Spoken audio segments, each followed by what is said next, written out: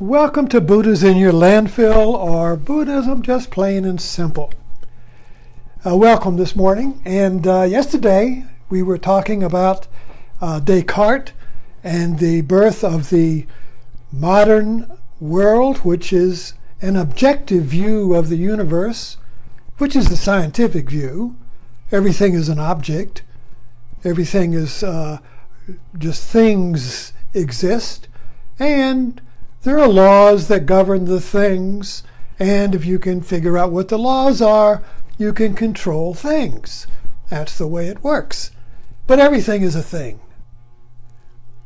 And so Descartes really set the framework for this worldview back when it was just being born by getting down to the one thing he could not doubt. Since you could doubt everything, what's the one thing you can't doubt?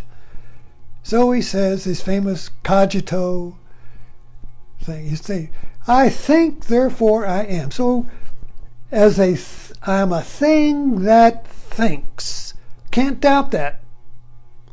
So upon that he built the whole edifice of the modern worldview, which basically is dualistic, in that it divides the world into two dimensions. One is objective, facts, reason, empiricism, scientific method. That's the world of science. Science gets that. Truth, verified. And religion gets the subjective world. So there were the two realms, the two territories. The church, you get the subjective. Science, you get the objective. Everything seemed to be fine. Both subjective, which means basically, who am I? What's my purpose? What's me? What's my purpose, my meaning? I'm not just a thing, you see. So religion got that. And science got how to do stuff. And religion got why you do stuff. You see the difference? Why am I here? Science won't tell you that. Well, the Big Bang happened. And molecules bounced around and by chance created you. Well, that's how it worked, but it doesn't tell me why. It leaves me kind of empty. It's kind of a flat world, a flat map, a flat land, where everything is equal things. There is no me, there is no I, there is no center. Now this worldview came to its pimply head in the 50s. We love watching movies of the 50s because we're so totally out of the 50s now that we can see the 50s as if we're looking at a fishbowl.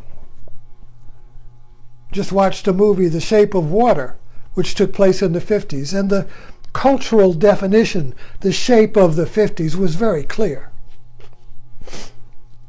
And then came the 60s, and Mad Men. If you want to understand the 60s, watch Mad Men. It tracks the whole evolution of the 1960 to 1970. The whole disintegration of the objective worldview. Now let's go back to Descartes. So there's something, excuse me. I think, therefore I am. My little man here has a yin-yang, a duality in his mind. You see, this little yin-yang there, that's the two. I think, therefore I am. So when you are the thinker, when I am the thinker, I am in time, because thought is time. Thought moves. Anything in movement is time. So if I'm a thinker, then I am in time, because thought moves. Thought is in time. And if I'm in time, I'm in duality. Everything comes in pairs, just like on Noah's Ark. In time, in the material world, everything comes in this or that.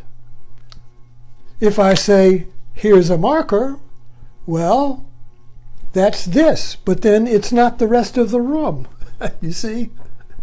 So whatever I say, this is this, it also means it's not that. It's this because it's not that.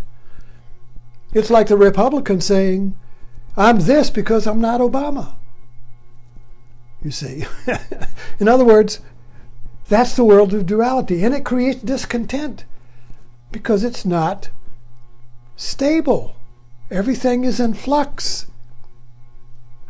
It's not stable. So the 50s was a very stable year, stable decade. It was kind of like the culmination of the scientific method of objective view of the world.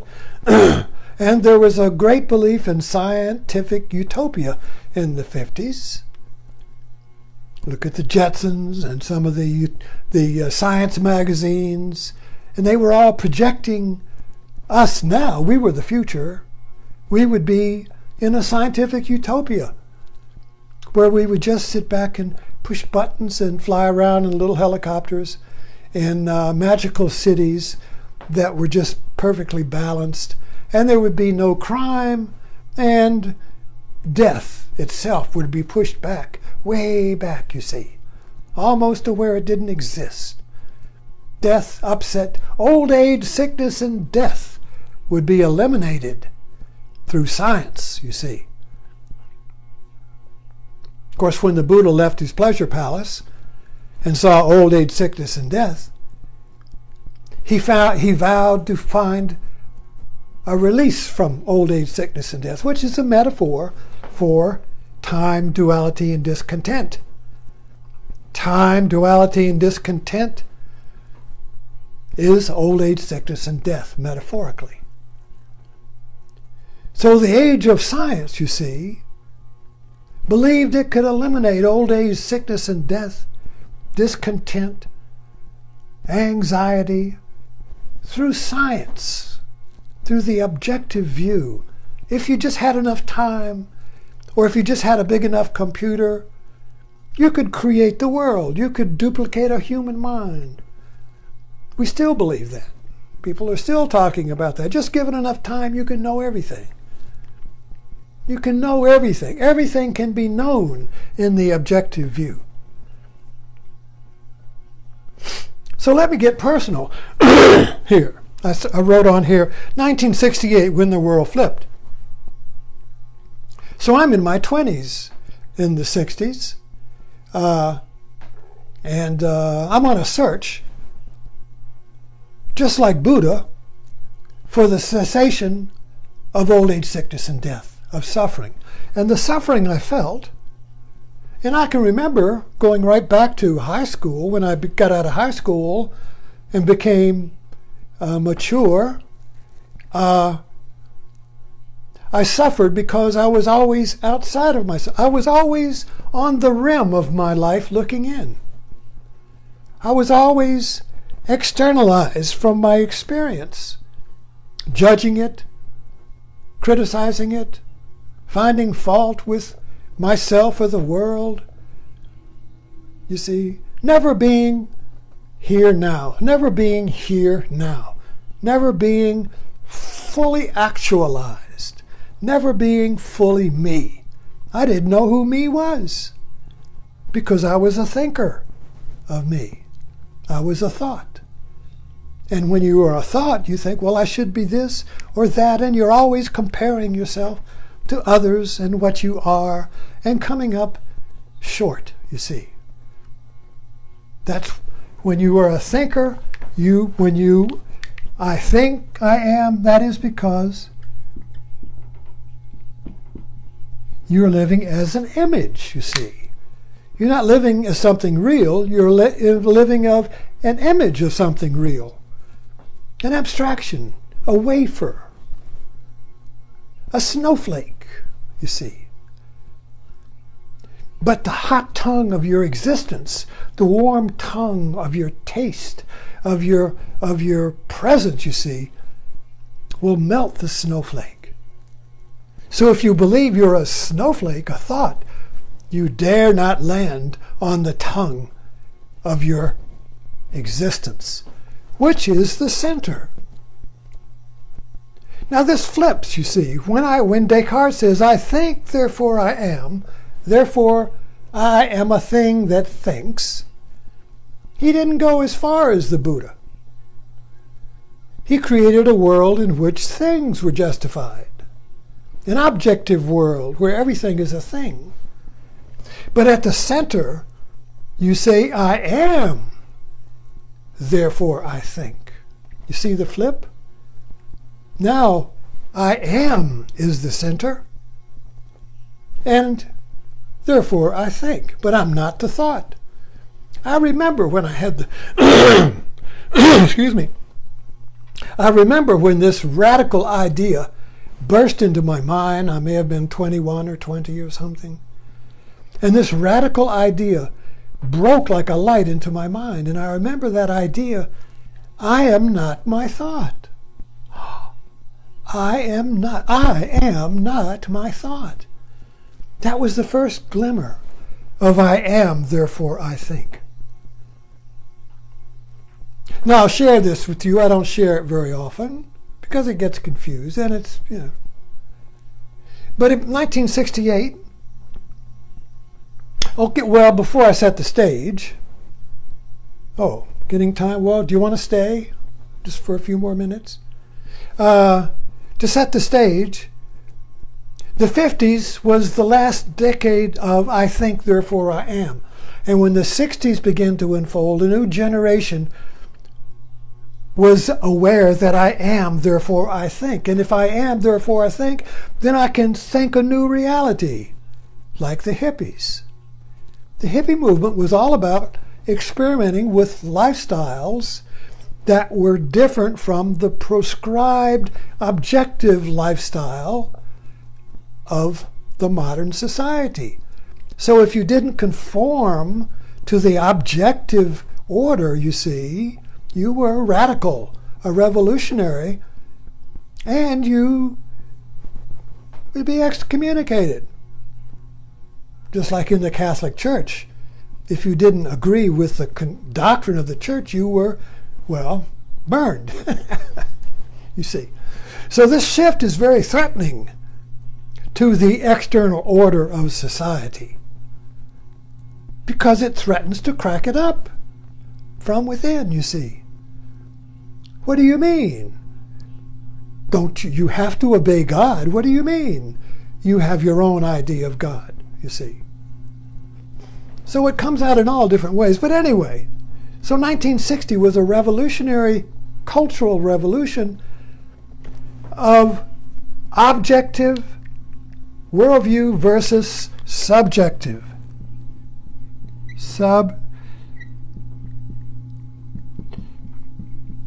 And I don't mean subjective in the way we think of it as being, that's just your subjective opinion.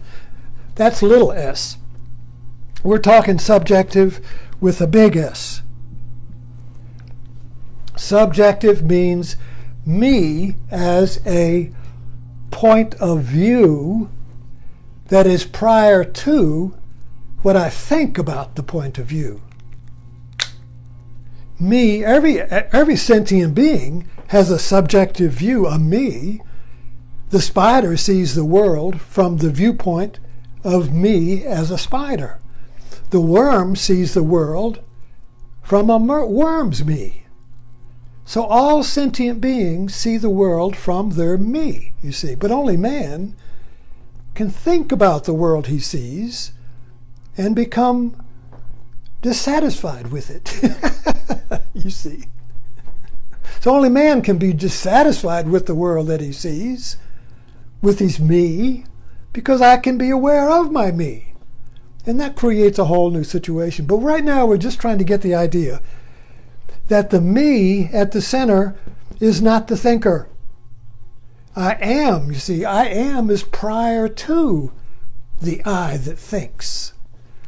So this is an I thought.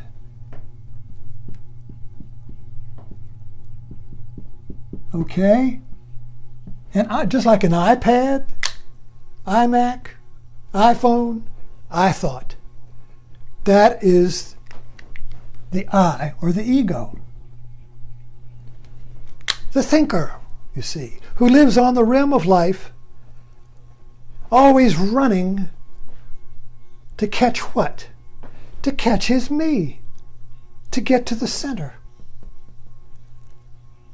So I think I'm going to stop here and pick this up tomorrow and get to an experience I had when the world flipped, 1968.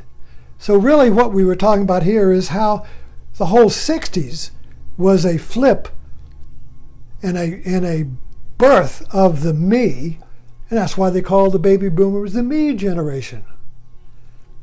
Suddenly, I am